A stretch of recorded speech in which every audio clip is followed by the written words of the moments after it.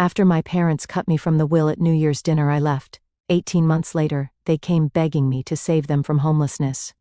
Let me start with who I am, which explains everything that came after. At 14, I wasn't playing video games after school. I was pushing a mower through neighborhood lawns for $15 a pop. By 16, I was stocking shelves at the local grocery store, learning every manager's name and volunteering for the shifts nobody wanted. During my senior year, while my classmates were planning parties, I was working 30-plus hours weekly at that same store while keeping a 3.8 GPA, not because I was some exceptional kid, but because I had to. Community college was worse. Try working a full shift at AutoZone, where you're covered in grease and dealing with guys who think you don't know a carburetor from a catalytic converter, then switching shirts in your car to deliver pizzas until 2 a.m., then waking up for an 8 a.m. class. I did that 5 days a week for 2 years straight, existing on energy drinks and those 5 precious hours of sleep. My proudest moment then was finding that 98 F-150 with 180,000 miles on Craigslist. The owner wanted $2,300, but I talked him down to $2,000, exactly what I had saved in my lockbox. That truck taught me everything about engines, transmissions, and the value of preventive maintenance.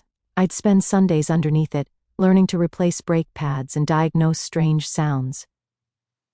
Meanwhile, my brother Alex, a 32-year-old male, was living in a whole different reality under the same roof.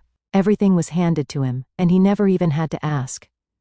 The thing that still bothers me to this day, I needed braces badly. My canines were practically sideways. We just don't have $3,000 for cosmetic work right now, Mom explained. 2 years later, Alex got a full orthodontic workup, special ceramic brackets, the works.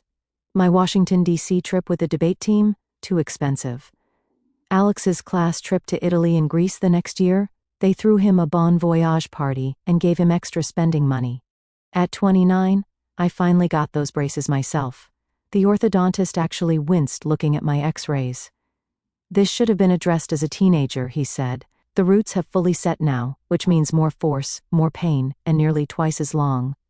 $5,800 and 26 months of metal mouth later, I had the smile my parents couldn't afford when it mattered.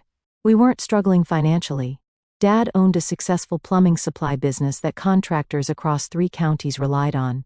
Mom managed a dental practice where she got staff discounts. They had money for what they valued, and clearly, that wasn't me. I still have a photo somewhere of me wearing Alex's old winter jacket, a North Face he'd gotten bored with after one season. I'm clearly swimming in it. Right? Nope, I'm the older brother. It was too small, barely covering my wrists, impossible to zip closed. I shoved newspapers into the sleeves for 3 Minnesota winters, walking to work with my lips turning blue while Alex got dropped off at school in Mom's heated SUV. I put myself through community college, then state school for engineering. I'd wake up at 5 a.m. for my construction job, work until 2 p.m., go to classes until 8 p.m., then study until midnight. Repeat. My buddy Mike and I met on that construction site. We were both working our way through school, both first-generation college students. When things got rough, we'd cover each other's shifts or spot each other for textbooks. Mike's the kind of friend who'd give you his last $20 without hesitation. We once had to share a textbook for thermodynamics because neither of us could afford the $280 for a second copy. We'd meet at the campus library at midnight, often straight from our late shifts, and take turns photographing the homework problems with our flip phones. When I was 2 semesters from graduating, Dad needed bypass surgery. His insurance wouldn't cover everything, so I dropped out to work full-time, thinking I'd go back. It never happened. Meanwhile, Alex got 4 years fully paid at a private university, which he stretched into 6 before dropping out anyway. His reason? The professors didn't understand my vision. Classic Alex. The meeting with my academic advisor when I withdrew is burned into my memory. He looked at my transcript, a 3.86 GPA, only 2 semesters and 1 internship left, and just shook his head. "You're one of our top students," he said. "Are you sure there's no other way?" There wasn't. Dad's surgery was scheduled for the following week, and they needed $18,000 that insurance wouldn't cover. I cleared out my savings account, cashed in the bonds my grandfather had left me, and handed over every penny I had. Dad never even said thank you. Mom just said, "That's what family does." The same week I dropped out, I adopted my dog Max from the shelter, a scruffy mutt they were going to put down. Best decision I ever made. That dog kept me sane through some seriously dark times when I was working 70+ hours a week just to keep afloat. I started as a basic HVAC installer, making $13 an hour, sleeping on Mike's couch for 3 months when I couldn't make rent. I took every certification I could, worked holidays, weekends, and overnight emergency calls in Minnesota winters, when it's minus 30 degrees outside, and someone's furnace dies at 2 a.m. Within 4 years, I was making decent money as a commercial system specialist. Those first years in HVAC were brutal. My hands were constantly cut and calloused from crawling through ductwork and handling sheet metal. We'd be in attics in August when it's 140 degrees up there, sweating through our clothes in 15 minutes, or in crawl spaces in January with frozen pipes and mice running over our boots. I'd come home so exhausted I'd fall asleep with my work boots still on, then wake up at 5 a.m. to do it all again. But I learned every system inside and out. Lennox, Carrier, Train, Goodman. I could diagnose most issues just by listening to a unit run for 30 seconds. Meanwhile, after college, Alex bounced between jobs, bartending, selling cars, a stint in real estate that ended when he couldn't be bothered to show up for client meetings. Each failure was met with, "He's finding himself," or, "His boss was intimidated by his potential."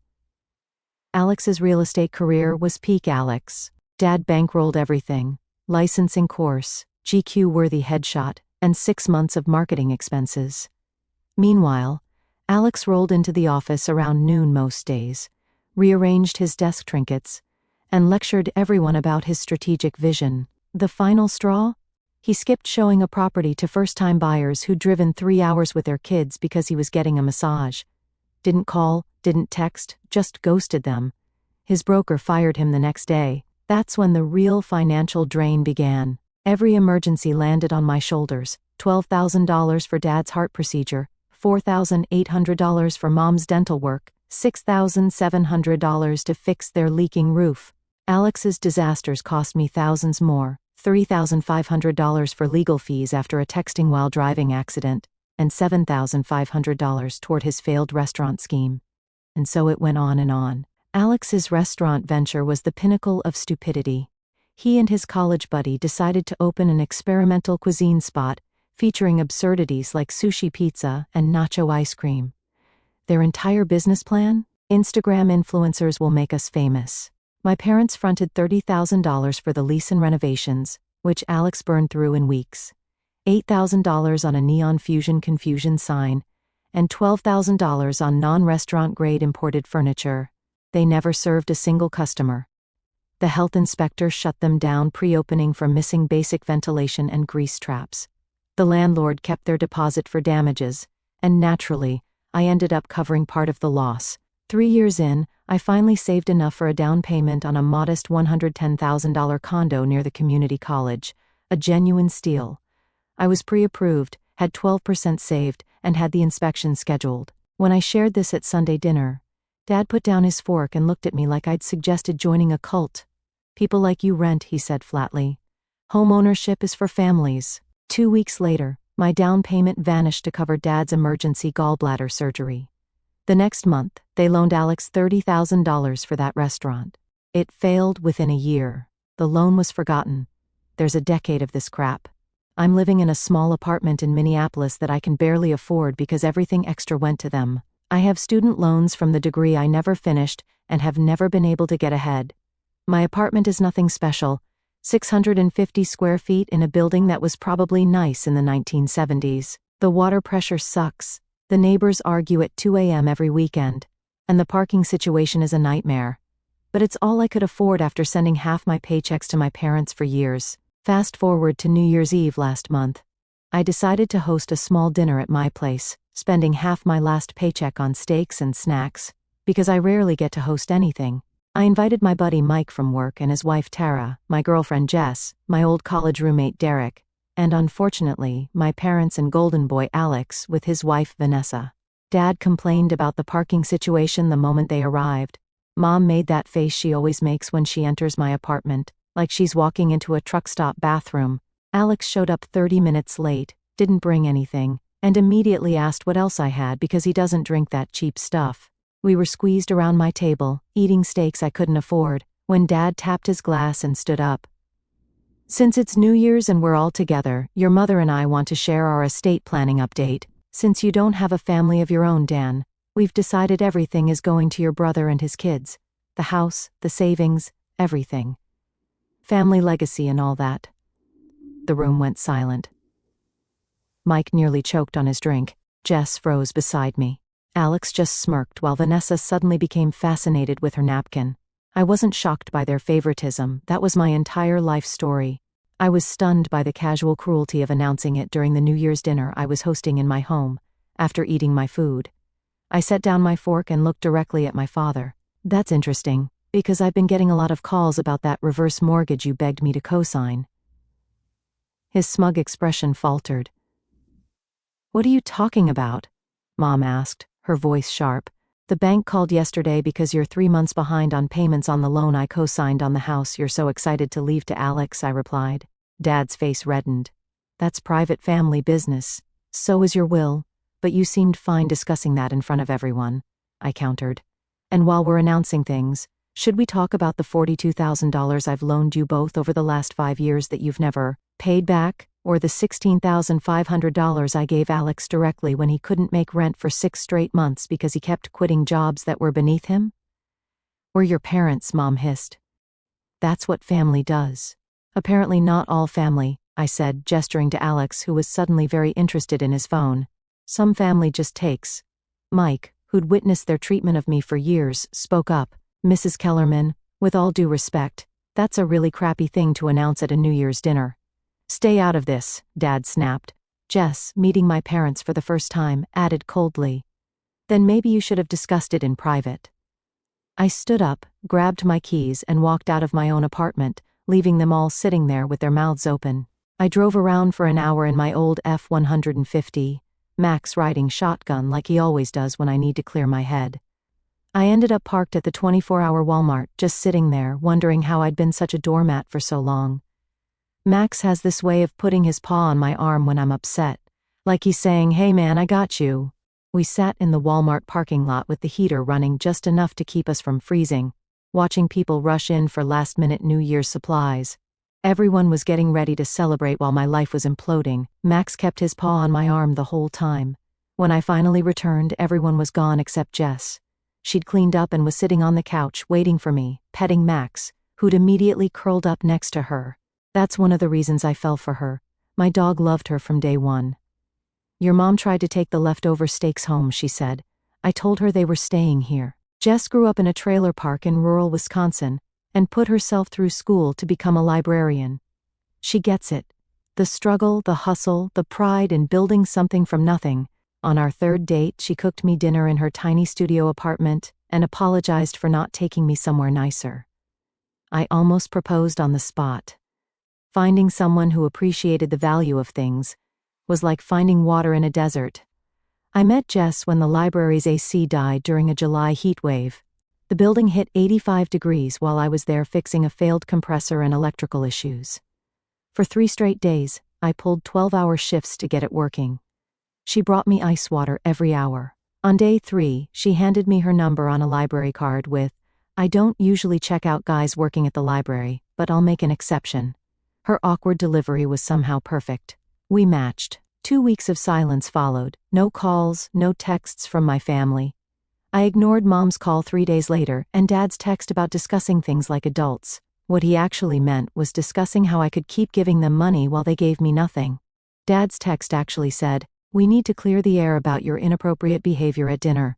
Your mother is very upset. Call us when you're ready to act like an adult." Translation: we need you to apologize for embarrassing us in front of your friends, and then get back to funding our lifestyle. Not happening. At work, Mike noticed the change in me. "Dude, you look different," he said as we finished installing a new system at a restaurant. Mike's been there through everything. When I couldn't make rent during that first year as an HVAC cap apprentice, it was his couch I crashed on. When I wanted to upgrade the engine in my truck, we spent 3 weekends in his garage, covered in grease, getting it done. The guy is more family to me than my actual family. We were installing a new rooftop unit at this upscale restaurant. It was January in Minnesota, which meant working in 10-degree weather on an icy roof with the wind cutting through our coveralls. Most guys would be complaining, but Mike and I had a system. He'd handle the connections while I managed the crane. Then we'd switch so nobody got too cold in one spot. Efficient, no whining, just getting it done. He was right about the change. For the first time in years, I wasn't constantly anxious about my phone ringing with another family emergency. I checked my bank statements and added it up. I'd given them $13,400 last year alone. That's a decent used car or a nice vacation I'd never had. The numbers were actually worse than I initially calculated. I went through my online banking history, credit card statements, and even dug up the checkbook registers I'd kept. Yeah, I still use paper registers. Old habits die hard. $4,800 for Mom's dental implants. $2,200 for their property tax shortfall. $1,800 for Alex's car insurance after his third fender bender. $950 for the plumber when their water heater flooded the basement. The list went on and on. Each time, it was an emergency that they'd pay back when things stabilized. Things never stabilized. 18 days after New Year's, Derek called with news. I ran into your brother at that sports bar by your old place last night. He was complaining to anyone who would listen about how you're screwing over your parents. But get this, he let slip that they refinanced the house 3 times, not just for the reverse mortgage. They used the money to buy that boat they keep at the lake, pay for his wedding at that golf resort, and invest in his friend's sports memorabilia business that went belly up. That was money they had sworn they needed for medical bills and home repairs. Money I'd helped them make payments on for years, thinking I was keeping them afloat through a health crisis. The boat turned out to be a 26-foot bay liner with twin engines, docked at a premium Lake Minnetonka slip. A $42,000 steal funded by their third refinance. While they couldn't help with my $4,800 student loan during my post-layoff unemployment, they somehow found $35,000 for Alex's golf club wedding that same year. And that sports memorabilia investment? Just Alex's college roommate buying random signed jerseys and baseball cards before disappearing with most of the cash. The worthless leftovers sat moldering in my parents' garage. The next day, I consulted with a lawyer, a guy whose commercial building I'd fixed the HVAC system for during a July heat wave. He remembered me and offered to help pro bono when I explained what was happening. He confirmed I couldn't easily remove myself as co-signer on the reverse mortgage without screwing myself over even worse, but he helped me develop a plan. The lawyer, Kevin, ran a small practice specializing in real estate and contract law. When I fixed his building's AC during that 102-degree heat wave, I'd found a way to reroute the system, to keep his server room cool, even while parts of the main system were down for repair, saving him thousands in potential data loss. He remembered that when I walked into his office 2 years later, it didn't take long for them to start contacting me. Mom called first. The bank says you're trying to remove yourself from the loan. They're threatening foreclosure. You can't do this to us. Next came Alex. Dude, what the hell? Mom and Dad are freaking out about the house. I can't deal with them like this. You need to fix this. I didn't respond to either. Then I got an email from some lawyer. My mother had told him I'd verbally committed to covering the mortgage indefinitely, and they wanted to formalize the arrangement. I forwarded it to my lawyer without comment. They have no case, he assured me, but they're clearly desperate. The email from their lawyer was a joke. He claimed I had ongoing financial responsibility to support my elderly parents based on some obscure filial responsibility statute that doesn't even apply in Minnesota. He also tried to suggest that my years of financial support had established a pattern of care that constituted an implied contract. Kevin, my lawyer, actually laughed when he read it. This guy either doesn't know the law or is hoping you don't, he said. Either way, he's blowing smoke. Do not respond directly to any of these communications. I blocked their numbers, changed my email address, and gave the new one only to people I trusted. I focused on work, picked up extra shifts, and, for the first time in my adult life, started building actual savings. The first time I checked my bank account after a full pay period of not giving them money, I actually did a double take at the balance, $3,842.17. More money than I'd had at once in years. By the third pay period, I had over $10,000 in savings. I opened a separate high-yield account just for my emergency fund, something I'd read about but never been able to do. I took on a side gig installing smart home systems on weekends, something I taught myself through YouTube tutorials and online forums. I started charging $45 per hour and was booked 3 weekends in advance within a month, while Alex was posting Instagram stories about his entrepreneurial journey, whatever that means. I was quietly stacking cash.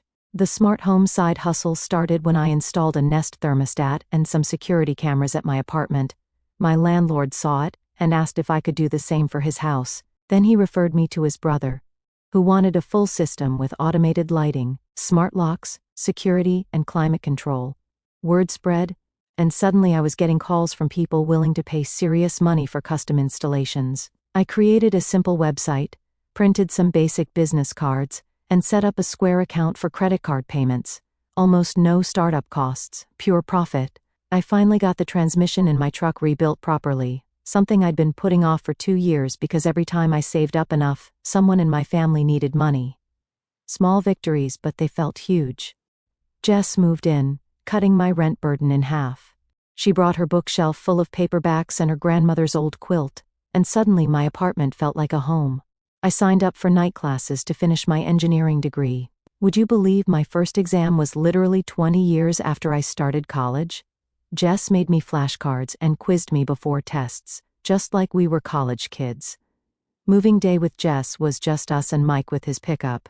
She owned exactly 1 carload of stuff: her books, clothes, a desk she'd refinished herself, and a collection of coffee mugs from every library she'd ever worked at. No fancy furniture, no expensive electronics, just practical things with stories behind them. We carried it all up to my apartment in one afternoon, then sat on the floor eating pizza because we were too tired to cook. She looked around at my sparse place and said, "It already feels more like home than anywhere I've lived." I knew right then I was going to marry her. I tallied up everything I'd given my family: actual loans, bill payments, emergency bailouts, and co-sign loans I'd made payments on. The total was $112,648 over 10 years. That number hit me like a truck. That's a house down payment in most places. That's a completed degree with no loans.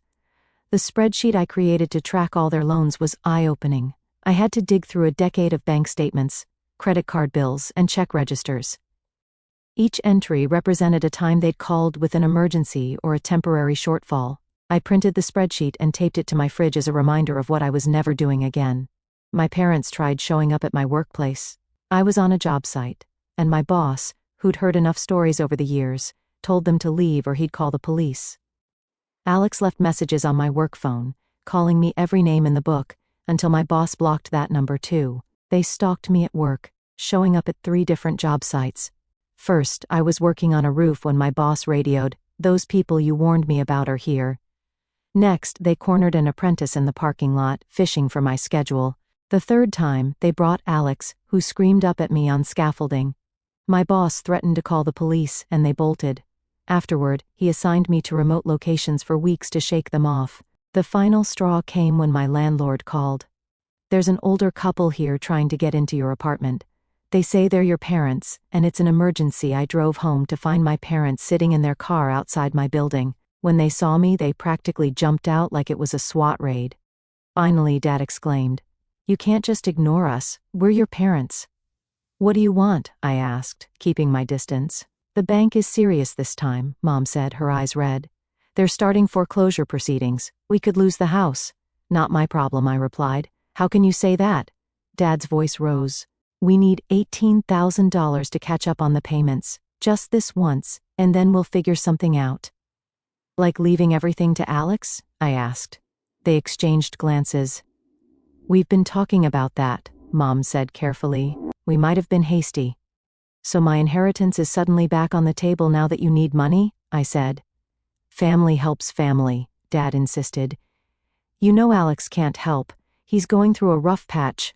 "For 20 years, I interrupted. "That's not a rough patch. That's his entire personality." Standing there, watching them try to manipulate me again, something finally clicked into place. This wasn't going to stop, ever.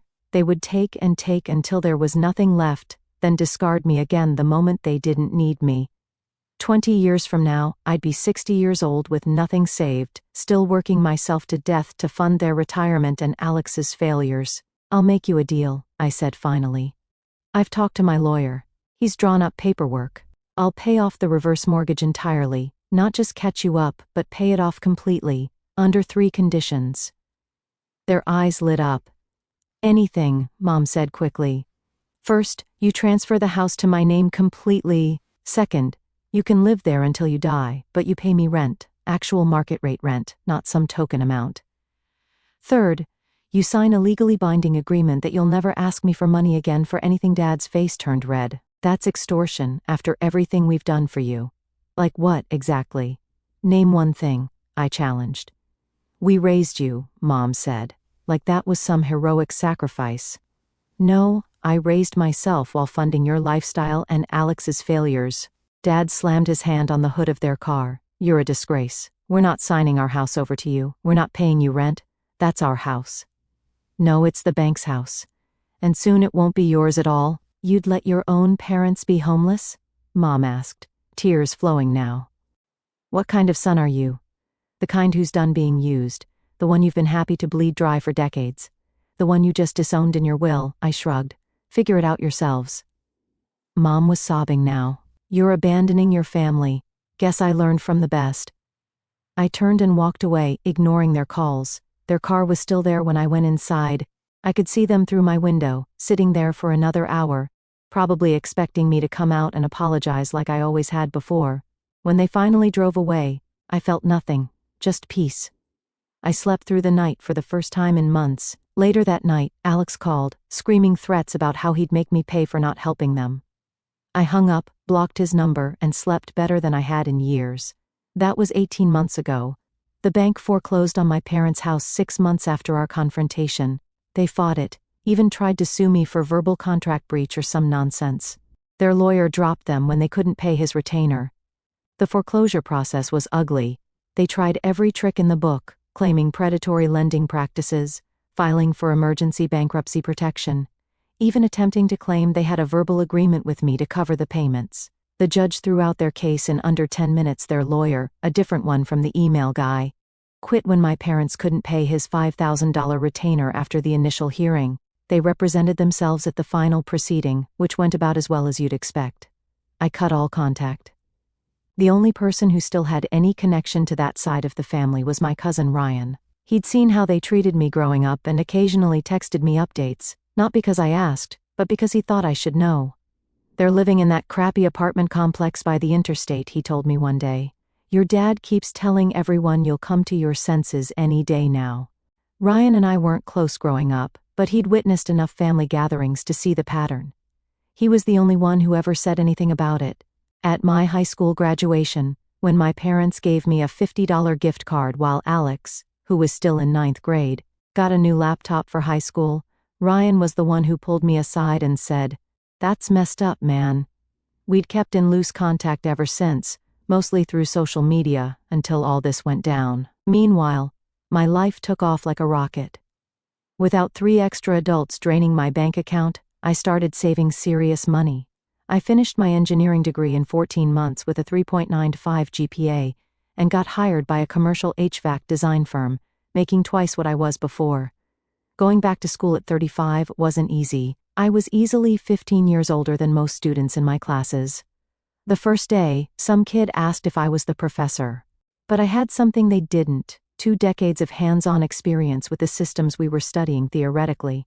What they learned from textbooks, I'd fixed with my own hands in 110-degree attics and freezing basements. Professors started using me as a resource, asking me to explain real-world applications. My final project, a retrofitting system for improving energy efficiency in older commercial buildings, won the department's Innovation Award and led directly to my new job. The side business with Mike exploded. We incorporated, hired 2 guys, and now have contracts with 3 property management companies. Last quarter, my share of the profits was more than I used to make in a year. Mike handles the business side while I oversee the technical work and training. We started with residential smart home installations but quickly expanded into commercial IoT systems, connecting entire office buildings to centralized monitoring and maintenance protocols. Our big breakthrough came when we landed a contract with Ridgemont Properties, which manages 22 commercial buildings in the metro area. They wanted to reduce their energy costs by 15% and modernize their entire portfolio. That one contract doubled our business overnight. 6 months after cutting off my parents, I put a down payment on a modest 3-bedroom house with a big garage in a quiet neighborhood. I never thought I'd own anything like this. Nothing fancy about my house. Just a well-maintained 1970s split level with 1,800 square feet on a quarter acre. It still had the 90s-era oak cabinets, laminate counters, and beige carpet upstairs. But it had solid bones, a good roof, and, what mattered most, a 2-car garage big enough for a proper workshop. The fenced backyard featured a massive maple tree for summer shade. Max claimed it immediately, marking every corner like he was planting flags on the moon. I upgraded from the 2012 F-150 to a 2018 model that doesn't have a single mechanical issue. I still do most of the maintenance myself, but now it's because I enjoy it, not because I can't afford a mechanic. The new truck wasn't even on my radar until my transmission guy called about a trade-in that had just come in, a 2018 F-150 XLT with the towing package and only 42,000 miles. Dark blue with gray interior and immaculately maintained. The guy had kept a maintenance log in the glove box with every oil change, tire rotation, and inspection documented. I paid cash, $27,800, and drove it home that day. Jess moved in right away. We turned the spare bedroom into a library for all her books. I built the shelves myself. She still works at the library, but got promoted to head of programming for the youth department. She's amazing with those kids.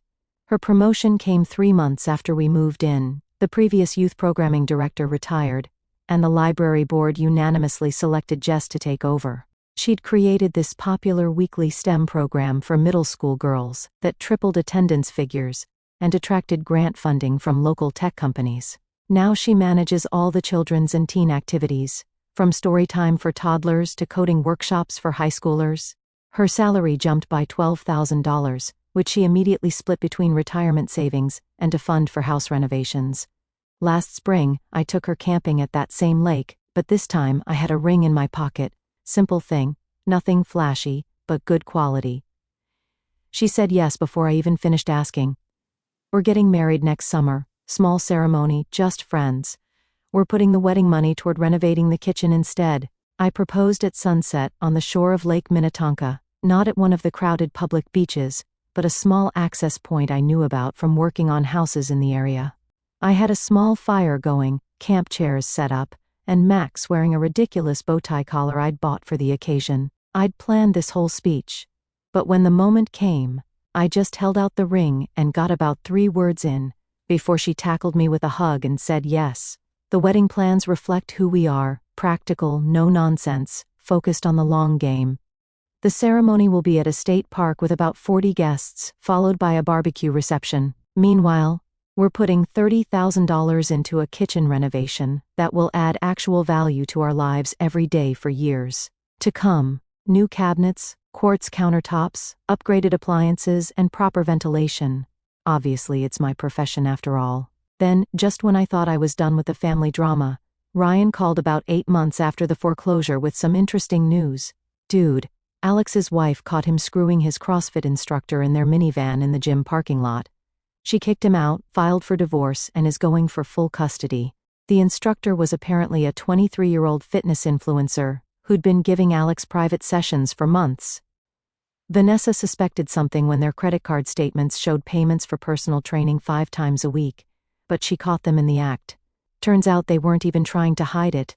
Alex's Subaru was parked right in the front row of the gym parking lot with condensation on all the windows, despite it being 78 degrees outside.